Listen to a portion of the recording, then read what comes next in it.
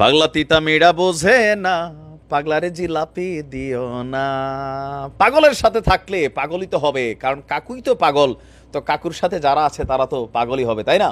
দর্শক, নতুন করে আরো একটা ঈদ মোবারক। 14টা হাসপাতাল, 4টার অবস্থা গুরুতর। খেলাটা বুঝছে না যে ইরান আসলে কি করে। এরা জানে কিন্তু এখন সাক্ষী নাই, কারণ কোর্ট বি ইরানের, সাক্ষী বি ইরানের, আদালত ইরানের, আর এখানে যারা আছে সবই ইরানের। ঘটনা ঘটে গেছে কিন্তু ইরানের টিকিটা পর্যন্ত স্পষ্ট করার সুযোগ নেই। তবে লেবাননের সাবধানতা অবলম্বন করতে হবে। দর্শক, পাল্টাপাল্টি হামলা ঘিরে ইরানের সঙ্গে উত্তেজনার মধ্যে এবার ইসরায়েলে সরাসরি ড্রোন হামলা চালিয়েছে লেবাননের বীরদের গোষ্ঠী হিজুরা।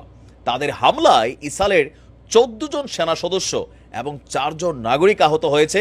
ইরান থেকে যে মেশিনারিজ পাঠাইয়ে যা ঘটাইতে পারে নাই, আপনার লেবানন থেকে কিন্তু ছোট্ট জিনিস পাঠিয়ে এই ঘটনা ঘটাই দিছে।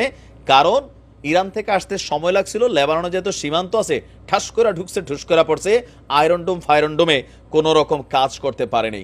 এই মুহূর্তে চরম আরো একটা অস্থিতিশীল পরিবেশ তৈরি হয়েছে। আমরা যদি দেখি টাইমস অফ ইসরায়েলের প্রতিবেদন অনুযায়ী, লেবানন থেকে ছোড়া গতকালকে একটি বিস্ফোরকবাহী ড্রোন আরব আল আরমেশের শহরে একটি কমিউনিটি সেন্টারে আঘাত হেনেছে। আর সেই আঘাতে 14 জন সামরিক সেনা, 4 জন বেসামরিক ব্যক্তি আহত হয়েছে। ইসরায়েলের চিকিৎসক এবং সামরিক বাহিনী এই তথ্য স্বীকারও করেছে। আহত ব্যক্তিদের নাহারিয়ার গ্যালিলি মেডিকেল সেন্টারে নিয়ে যাওয়া হয়েছে। আর একজনের অবস্থা আশঙ্কাজনক, বাকিরা মাঝারি এবং হালকা ধরনের আহত হয়েছেন।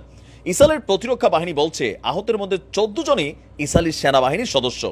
তাদের মধ্যে 5 জনের অবস্থা বেশি গুরুতর, আর বেসামরিক নাগরিকরা তারা সামান্য আহত হয়েছে। ইতিমধ্যে এই অভিযান চালিয়ে দায় স্বীকার করেছে হিজুরা।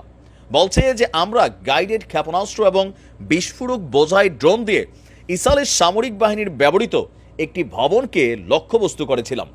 এখানে যে কমিউনিটি সেন্টারে আঘাতটা হয়েছে সেখানে সামরিক বাহিনীর ঘাঁটি ছিল। একদিন আগেই দক্ষিণ লেবাননে ইসরায়েলি হামলায় 3 কমান্ডার সহ 3 সদস্য নিহত হওয়ার জবাব আপনার এই পাল্টা হামলা চালানো হয়েছে বলে জানিয়েছে ইরানপন্থী আমাদের লেবাননের এই হিজুবিররা। খেলাটা বুঝতে পারছেন? গতকালকে মাঝখান থেকে একটা ছোট্ট ঘটনা হয়ে গেছে। লেবাননে বলছিলাম যে ওই একটা অভিযান চালাইতে গেছিল, একটা ট্যাঙ্ক টুক উল্টাই গেছে, সেটার প্রতিশোধ নিতে গিয়া এরা আবার বিমান হামলা চালাইছে। আর ওই বিমান হামলায় হিজুদের কিন্তু একজন কমান্ডার সহ 3 জন সদস্য কিন্তু শাহাদাত বরণ করেছেন।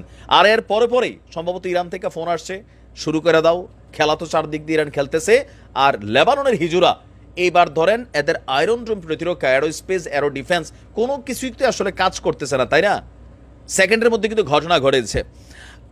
আর এদিকে পাল্টাপাল্টি হামলায় আপনার ইরান এবং ইসরায়েলের মধ্যে বর্তমানে চরম উত্তেজনা বিরাজ করছে। যে কোনো মুহূর্তেই বলা হচ্ছে যে ইসরায়েল এই ঘটনাগুলোর ঝাল মেটানোর জন্য হয়তো লেবাননকে টার্গেট করবে, সরাসরি কোনো নতুন একটা যুদ্ধে জড়ানোর, অথবা ইরানের বিরুদ্ধে কৌশলগত, টেকনিক্যালি, অথবা ইরানের যে কনসুলেট ভবন বা সামরিক ঘাঁটি মধ্যপ্রাচ্যের বিভিন্ন দেশে আছে, যে কোনো জায়গায় কিন্তু তারা একটা ঘটনা ঘটাবে। তবে ইরান তাদের মাতৃভূমিকে রক্ষায় আপনার সর্বোচ্চ মোকাবেলা করে রেখেছে। ইসরায়েলের সামরিক বাহিনীর প্রধান বলছেন ইরানের ক্ষেপণাস্ত্র এবং ড্রোন হামলার জবাব দেবে। পাশাপাশি মধ্যপ্রাচ্যে আপনার এই যে অস্থিতিশীল পরিবেশ ইসরায়েলের বিরুদ্ধে তৈরি হচ্ছে, এটার জন্য ইরানকে দায়ী করছে।